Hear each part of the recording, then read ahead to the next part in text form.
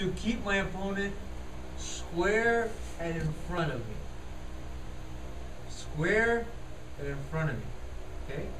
If I let him start to angle out, his options increase. Basically, I don't want him to find a blind spot in my position. So if he can start tucking my arm and he starts to angle out, you see how he's going towards like my blind area, my blind spot. This is very bad for you because the combinations increase. So he needs to stay square and in front of me. If he's here, his options are key locks, right? Bending locks on your arm, and chokes. That's it. You know exactly what it's going to be. He's not going to take your back, and he's not going to armbar you. He's not going to triangle you, not from the straight position. He needs to create some kind of angle in advance. So first thing I'm going to do is I'm going to protect my neck, either grab my collars or cross grip my collars, keep my elbows down, and try to keep my elbows tight against my ribs. Don't let his knees crawl up in your armpits, because now he forced you to expose your arm. And there are the key locks, and then he can angle out and get the arm bar. So one thing we're going to do is learn to keep him square. Elbows down, maybe hands right here by the stomach. I never push up against the chest to hold him up, because I raise my elbows so he can slide under and angle out. Elbows down, hands by the hips. If you're worried about your neck, you protect here. One thing that we're going to learn to do is he might cross your elbow, and he'll slide his knee on the mat and start to go around a little bit. This is bad for you. Okay? Go ahead and go to S mount. A little. And then he'll tuck the leg on you. What we're going to do to fix this, raise your arms. I'm going to bring my elbow up and stick it out on the outside of his hip. And then I'm simply going to stick my elbows out, and I'm going to walk.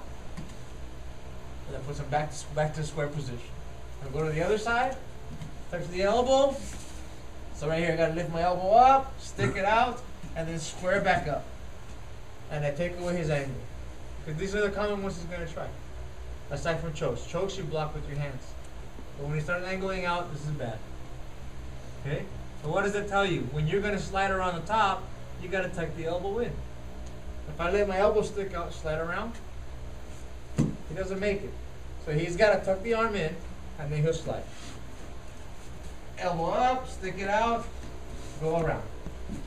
How are we doing? Good? Can we go back? The next thing I'm going to do is, if I feel safe and I can keep him square, I'm going to lean to the side, especially when the mount is midway, it's kind of high. If the mount's very low, go low, then my hands can reach the legs. So I can do a traditional hip escape. I'll turn over, escape my leg, and maneuver. Go a little bit higher. Now right there, that's perfect. He's not in my armpits, but this is not comfortable for my hand. Here I give an angle on my arm.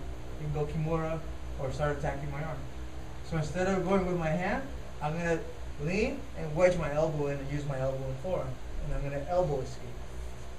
Like a crowbar, I'm going to block his hip, stick my elbow out so he doesn't go around, turn over a little bit, block him, and slide my knee in. So I use my elbow instead of my hand to start doing the hips.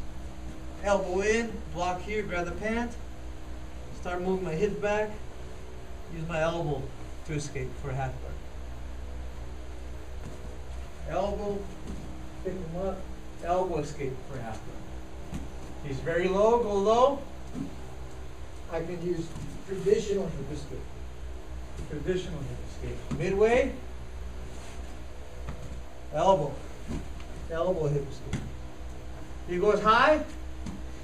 We need to open the elbows, push down, crawl out, at least so we can get to the elbow escape.